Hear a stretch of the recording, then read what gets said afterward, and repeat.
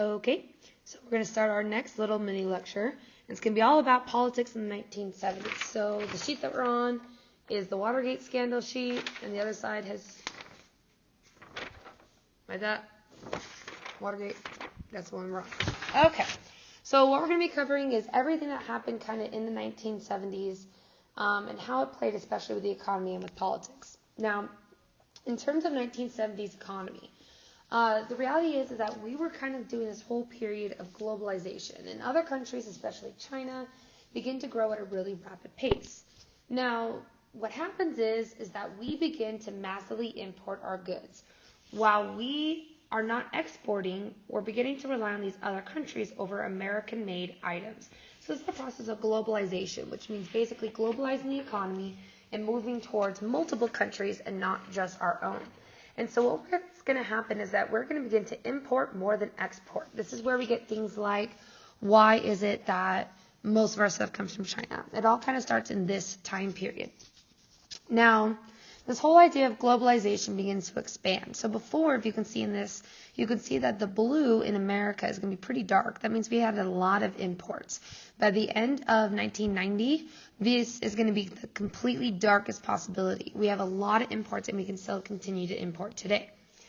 Now, this brings us to what is known as stagflation, and this is a starred term. So stagflation is the idea that basically the economy is going to be awful in the 1970s, especially for the consumer and the worker. Now, let me explain what stagflation means. So GDP, that's our exports. So remember, our exports are down because we're importing everything. Because we begin to export and begin to export companies, also our employment goes foreign as well. So this is why you get, for instance, tech companies begin to, instead of making it in America, we export it to another country. That's what's happening during this time. Well, the thing is that when we export those companies, people begin to lose their jobs. So you have high unemployment. And because our earnings are not very high, our earnings are going to go lower, or I should say, because our profits are not very high, our earnings are going to go lower. But this is where it gets interesting, because normally when this happens, our inflation goes down, as in the prices of our goods go down. But in the 1970s, it actually goes up. Now, this contributes to something known as stagflation. So basically what happens in stagflation is everyone loses their job. Nobody's getting paid what they need to in order to survive. And so the economy is just stagnant. Our housing prices are going up. Our grocery prices are going up, even though we have a worse economy. Now, this is what's known as stagflation, which is basically where we're going to plateau in terms of our economy. So basically it means high unemployment, low wages, but still high inflation. Now, this contributed to some really negative things going on in America. Why this whole thing happened was a lot due to LBJ. Remember, LBJ is going to be the Great Society, so he's going to massively expand our national debt as well as our purchases of goods that are going to be, our purchase of products or programs that are going to be especially for social welfare. Problem is that it takes a lot of money, and that national debt is going to be very reliant on helping out Americans. Well, when we have such a high national debt, but we have really low taxes, especially with like Nixon, we don't have enough money to fund our government. Now, all of this, the government's going to respond by basically adding in a ton of money into the economy, printing a bunch of money. The problem is I didn't do a darn thing. In fact, it actually worsened the situation and made our inflation even higher. So as you can see right here, our misery index was really, really high. Basically, people felt like they were miserable. I mean, nobody had any money.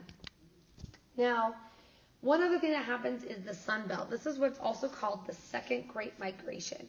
This is going to be where people, remember, first migration is African Americans from the south to the north. Now what's going to happen is that people are going to move to what's known as the Sun Belt. Now, the Sun Belt is right here, so the Sun Belt is basically everything sunny. We're in the Snow Belt. Sun Belt is things like New Mexico, California, and Texas, where it's super, super sunny. Now, the benefit of this for the worker is that you can work all year round. People say that moving to a sunnier area is healthy, but for the north, this actually is really detrimental. Cities don't have as much tax income, so they begin to not be able to fund their government system. Race riots begin, urban environments begin. So this migration to the south does help the south, but it doesn't help the urban centers where people had originally lived.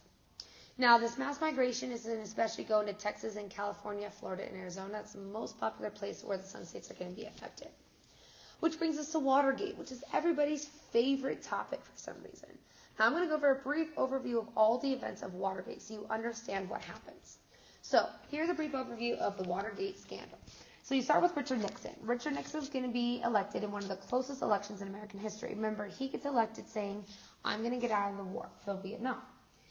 Now, what happens is that the Pentagon Papers are going to be released during his presidency. And basically this details all the secrecy in the Vietnam War. Those are things like My Lai. This is how My Lai gets found out.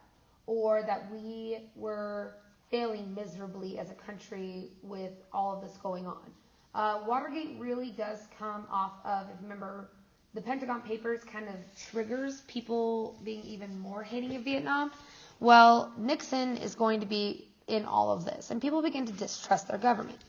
Now, what happens is that the White House is going to create what's known as the Plumbers Unit. Basically, they want to plug leaks in the administration.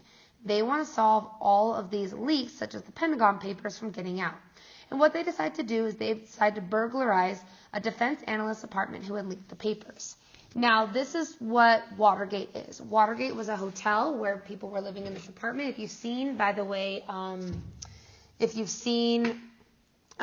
Forrest Gump, they have this. That's not historically accurate of how they found it out. But when they break into this apartment, not only are they going to steal some papers, but they're also going to bug the offices. So their goal was to be able to basically listen in on the Democratic National Convention, so basically our committee, which was the opposite of Nixon. So it was a way to spy on your enemies. Now, 5 men are getting arrested in 1972 for this. And these guys are seen as the scandal-ridden Watergate. So where does Nixon come into all of this? In theory, this is just the Plumbers Unit. He didn't have anything to do with it. Well, this is where it gets a little bit interesting. You see, one of the checks given to these Watergate burglars was earmarked, which basically means at the bottom of your checks, it says check number, and every single one is different. And this check number was actually part of a Nixon campaign. So what happened is basically somebody from the Nixon campaign is going to pay off these plumber units in order to fix everything going on with the Pentagon Papers. Now, in the review, basically what they found is there was a secret Republican fund that funded widespread intelligence gathering against the Democrats, basically spying against the Democrats. So the Attorney General, who's supposed to be an unbiased party, is going to be helping fund, as well as the government funding, the secret spying operation on the Democrats. Now, FBI agents are now going to figure out that all of this was a massive campaign of political spying and sabotage conducted in behalf to get Nixon reelected. The goal was Nixon's going to get reelected, and when Nixon's reelected, it's going to be because of this secret spying. Now, before all of this really gets all haywire, Nixon is actually reelected as president. In fact, it was so big, it was one of the biggest landslides in American history. People love him, even though with Vietnam and everything like that, people loved him, wanted him to be the president. Well, here's the thing. Right after he is elected and right after he gets inaugurated, 7 men get convicted of everything going in the Watergate incident, including 2 Nixon aides. So people right close to Nixon are going to be indicted and found guilty for what happened. Now, the Senate Watergate Committee is going to be formed, and they want to figure out what's going on, and they're going to begin to have nationally televised hearings. Now, this is when it gets very interesting. Nixon, it's revealed, had actually been secretly taping all calls and conversations in his office. He then refuses to turn over these tapes. Now, this makes Nixon look horrible. So it's kind of the turning point of Watergate, because people start to say, what is Nixon hiding? A lot of people say this, too, about Trump's tapes that are under debate right now. Allegedly, he records conversations, but according to him, it's presidential power, which is the same thing Nixon's going to say. It's presidential power to have these private conversations. I can record what I want. Now, these Nixon tapes are really what makes the difference here, because people start to not trust Nixon. If he's not releasing this, then there's obviously something secret that they don't want people to know. Now, this begins what's known as the Saturday Night Massacre, which is Nixon is going to fire basically everyone, including the Watergate prosecutor. He also abolishes the task force that was investigating Watergate. So in theory, he makes it go away. This is very similar to what's going on right now with Mueller. with everything going on with the investigation into Russia. Trump fired a couple of those people, so people are kind of relating this to Watergate. But now we're going to start to pressure into impeachment. And people begin to say, Nixon broke the law here. He's lied to us. He did this secret mission. And now he's firing the people that could get him out of office. So the Supreme Court is going to order Nixon to turn over the tape. And now we're going to begin the impeachment process. Now, most of America at this point has pretty much completely turned away from Nixon. So Nixon, at this point, I mean, what else are you going to do? You're going to wait to be impeached. That's kind of his thing. And so because of this, Nixon's going to resign. So after all of this going on, Nixon resigns. And this is really important because he resigned, he never had to be impeached. Now, had he stayed in, he probably would have been impeached, I think definitely. In terms of actual conviction, he does actually get pardoned by another president, so he cannot be convicted. That makes that president look very negatively, or put into a very negative light. But Nixon resigns and Watergate is over. Now, what is the impact of all of this? Well, with Nixon's resignation and the whole impeachment and things like that, people really distrust the presidency. People don't trust the president's office and realize that a lot of them might just be in it for their own good and might be doing all of these secret things. Now, this was huge, and because of this, Ford is going to take over as vice president as the president of the United States, which brings us to Gerald Ford. Now, Gerald Ford is not going to be in the presidency very long at all. In fact, double checking. Don't want to be wrong here. Yeah, so he only lasts until the end of Nixon's presidency. So basically, when he takes over, he's going to last through Nixon's presidency. So only the president for about 2.5 years, our shortest presidency that we've had other than from a death. Now, the one thing about Gerald Ford is he is going to continue Nixon's policy and goes into Reagan as well as detente. So basically the easing of relations with Russia. So the goal was to make it a lot more positive and be relaxed with tensions as in no wars. Which brings us to Jimmy Carter. Now, Jimmy Carter used to be my vice president, kind of a Teddy Roosevelt fun now, but Jimmy Carter was known as the president who's going to be honest. He comes into the presidency with the intent that he says he's going to be 100% honest. He's going to tell you everything. So he's not going to be a Nixon. If something's going wrong, he's going to say it. Unfortunately, when there's a lot of things going wrong, this doesn't look very good for Carter. Carter goes to the State of the Union and basically says everything going wrong in America, it's terrible, and we need to figure out a way to get out of it. Americans don't like to hear that it's going terrible. They want to hear positivity. So let's get into Jimmy Carter. Now, the first thing that happens with Jimmy Carter, it's really going to be a plagued presidency. Jimmy Carter is going to start with what's known as 3 Mile Island. Now, this was off the coast of New Jersey, and it was our big nuclear plant in America. It's going to have a meltdown, and because of that, people are going to die, and people are going to be extremely fearful of nuclear energy. It basically ends nuclear energy programs in America. So first, Jimmy Carter is going to be dealing with environmental issues. Then we're going to go into what is known as OPEC. Now, OPEC is the Organization for Petroleum Exporting Countries. That's what these stands for. Basically, these are where we get all of our oil from. Now, as you can see from this map, this is especially in the Middle East, but all throughout the world.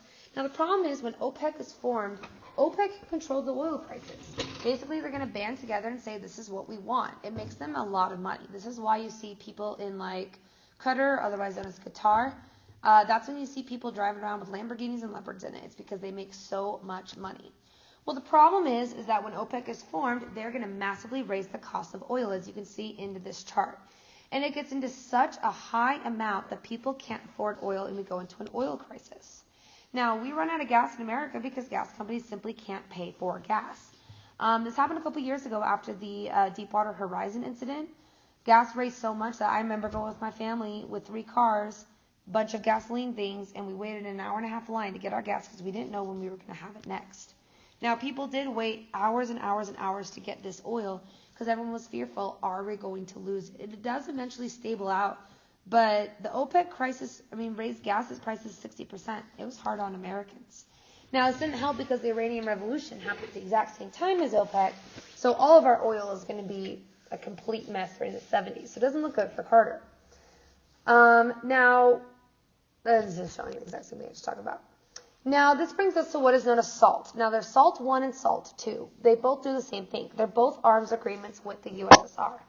So basically what's going to happen is we're going to agree to begin to denuclearize and control our arms. We're not going to do massive arms spending like we've done in the past. Now, why this benefits people is that this is going to benefit because we begin to ease our tensions with the USSR and not have this big, bad arms race. Now, additionally, you have what's,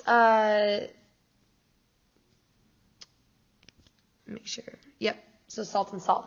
Now, one thing about salt is that people did say this was kind of just a cover-up, like we were citing this bill, but nobody really got rid of their weapons. That's kind of up for general interpretation. We also have the Camp David Accords, which is going to be an agreement between Israel, Egypt, and the United States. And it basically recognizes the countries and it brings stability to the Middle East and eases our tensions with them as well.